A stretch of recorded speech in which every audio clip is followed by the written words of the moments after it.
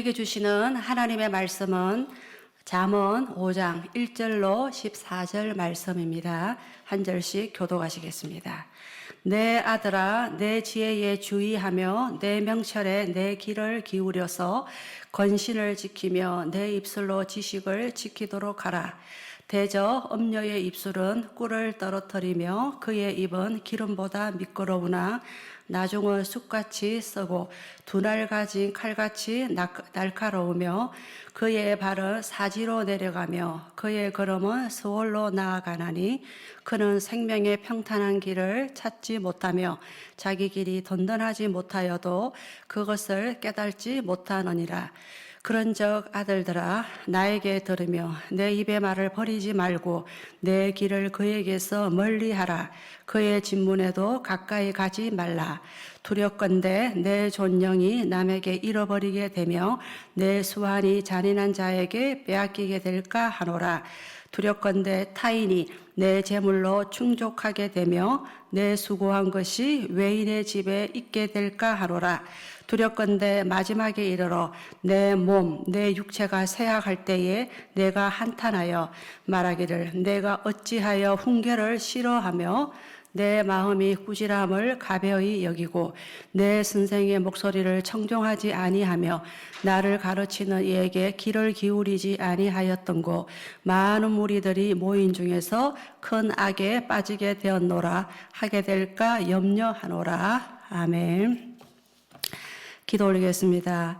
하나님 아버지, 이 세상에는 참된 소망과 평안이 없기에 오늘 새벽에도 주의 은혜를 사모하여 주께 나오게 하심을 감사합니다. 이 시간 말씀을 통하여 거룩한 삶을 살아가는 지혜를 배우게 하시고 깨달은 말씀대로 삶으로 빚어낼 수 있도록 성령의 능력을 덧입혀 주옵소서. 예수 그리스도의 이름으로 기도하옵나이다. 아멘. 잠언 전체의 주제는 지혜입니다. 잠언은 31장으로 되어 있는데 전체 분량의 10분의 1을 차지하는 내용이 엄행에 관한 경고입니다. 이처럼 많은 분량으로 엄행을 다루시는 이유는 성적 범죄가 지혜로운 삶을 살아감에 있어서 치명적인 방해가 되기 때문입니다. 우리나라에서 2015년 간통죄가 폐지되었습니다. 간통죄 폐지 결정을 내린 선고문을 보면 국가가 법률로 간통을 처벌하는 것은 국민기본권을 침해하는 행위라고 7대2로 위헌 결정을 내렸습니다. 하나님께서 창조하신 가정의 거룩함을 인본주의의 사고로 침해한 것이라고 여겨집니다. 내가 마음에 끌리는 사람과 자유롭게 동침하는 것이 합법이라는 생각을 보편화시킨 것입니다. 사회심리학자의 말에 의하면 위험을 감수하면서 바람을 피우고 또 엄행을 하는 이유를 분석했는데 숨어 다니면서 엄행을 할 때 우리 뇌에서 쾌락을 자극하는 호르몬이 배출된다고 합니다. 이때 느끼는 쾌락은 마약을 할 때처럼 아주 자극적이고 고도의 쾌감을 준다고 합니다. 오늘 본문의 내용은 엄녀의 유혹과 그리고 그 결과에 대해서 심각하게 다루고 있습니다. 어떻게 하면 엄녀의 유혹을 이길 수 있는지 본문을 중심으로 살펴보도록 하겠습니다. 3절과 6절 말씀에 엄녀를 피하고 멀리하라고 경고합니다. 그럼 엄녀는 누구를 가리키며 무엇을 지칭하는 것일까요? 엄녀의 원어의 뜻은 낯선 여자, 악한 여자, 그리고 강교한 여자, 창기, 그리고 불법을 행하는 사람이라는 뜻입니다. 또한 성적으로 유혹하는 모든 남녀를 지칭하고 또 영적으로 육적으로 우리로 하여금 간음죄를 짓게 하는 악한 사탄을 지칭하기도 합니다. 본문에서 엄녀의 특징에 대해서 설명하는데 말이 매우 달콤합니다. 입술에 꿀이 떨어지는 것 같고 기름처럼 미끄럽다고 합니다. 아주 달콤한 말로 사람을 미혹하고 또 깨워서 장밋빛 인생을 약속하지만 나중은 쑥같이 쓰고 칼처럼 날카롭게 변한다라는 것입니다. 처음에는 꿀같이 아주 달콤하지만 나중에는 쑥처럼 쓴 것이 그 본질입니다. 처음에는 기름처럼 부드럽지만 나중에는 사람을 상하게 하는 칼이 그 본질이다라는 겁니다. 결국 음료는 우리에게 수치와 실패를 안겨주고 결국은 사망으로 인도한다라는 것입니다. 자, 그럼 우리가 음료를 만나게 되면은 취해야 할 행동은 무엇입니까? 그것은 피하는 것입니다. 피하는 것이 상책입니다.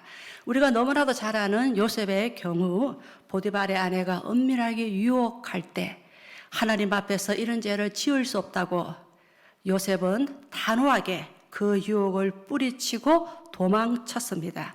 그 여자가 손으로 옷을 잡았지만 옷가시 벗어 던지고 도망하였습니다. 어떻게 보면 도망치고 그리고 피하는 것이 약한 모습으로 보일지 모르나 최선의 방법입니다. 가끔 쓸데없이 자신의 믿음을 한번 테스트해 보겠다라고 그 자리에 서 있거나 그 자리에 가는 것은 너무나도 쓸데없는 오기인 줄 압니다. 자, 8절에는 음녀의 집 문에도 가까이 가지 말라고 합니다. 가까이 가지 말라고 합니다. 불편해도 돌아가야 함을 경고하고 있습니다. 우리 주변에는 음녀의 집으로 가는 길이 너무 쉽게 열려 있습니다. 그리고 우리의 손 안에 쥔 핸드폰 안에도 수많은 음녀의 집으로 들어가는 길이 활짝 열려 있습니다. 우리가 클릭하는 순간 육적으로 영적으로 우리로 하여금 죄를 범하게 하는 그와 같은 위험성이 많이 노출되어 있기 때문에 우리는 클릭하지 않아야 되겠고 또한 피하여 가지 말아야 되겠습니다.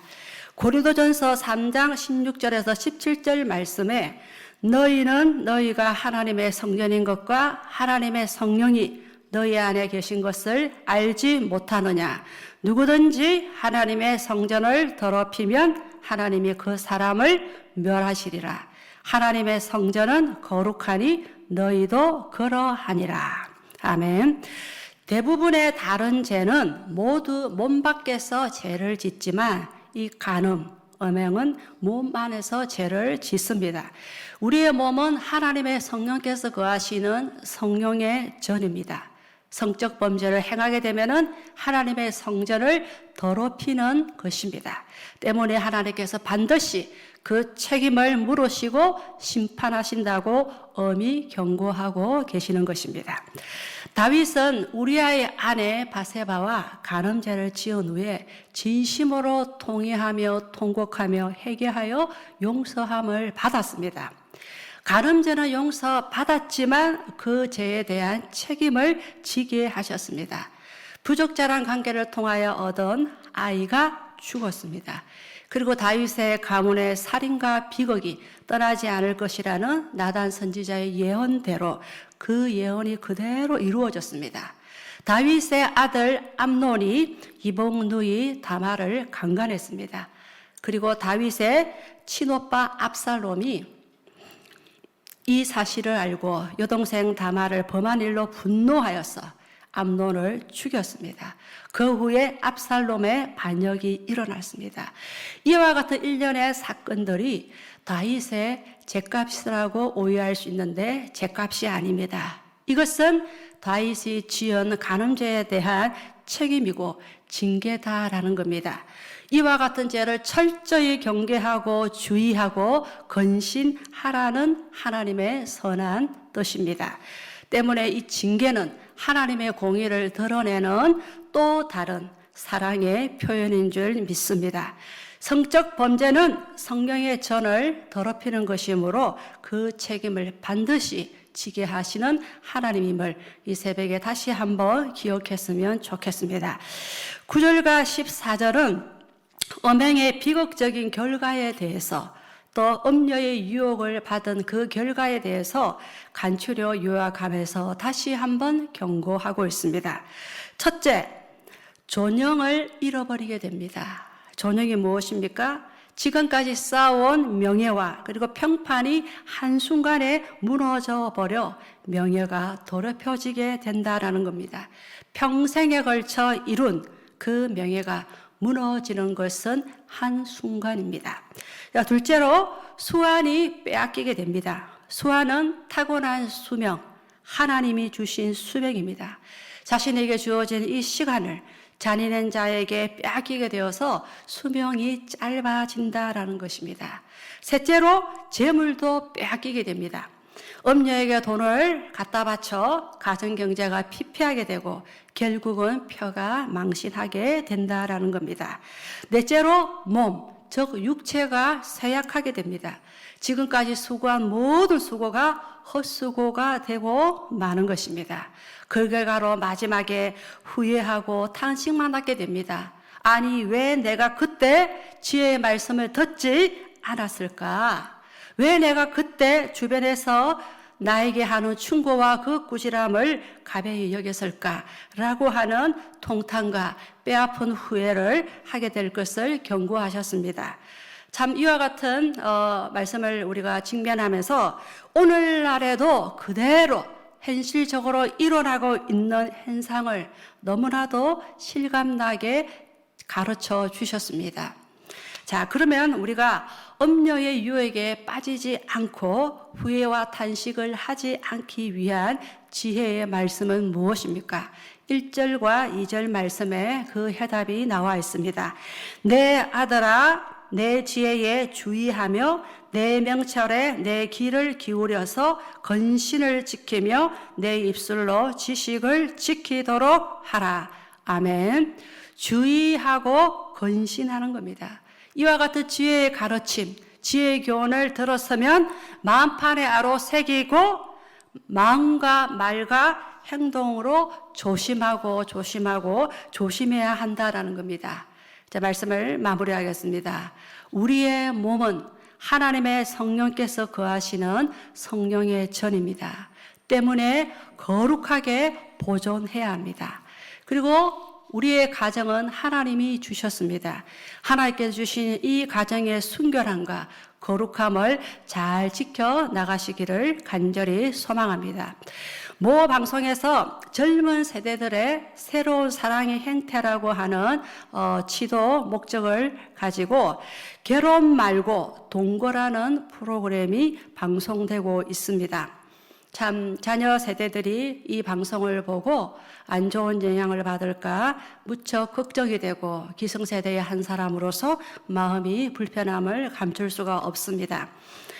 특별히 혼전순결의 이 교훈을 고리타분한 것으로 치부하는 것은 지혜의 가르침의 정면으로 위배되는 줄 믿습니다.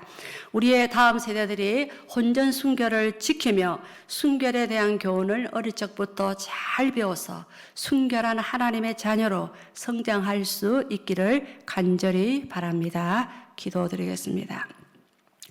하나님 아버지, 우리의 개인과 가정의 순결이 얼마나 중요한지 가르쳐 주심을 감사합니다. 영육간의 음행의 죄를 피하고 엄녀의 유혹을 멀리할 수 있도록 도와주시옵소서.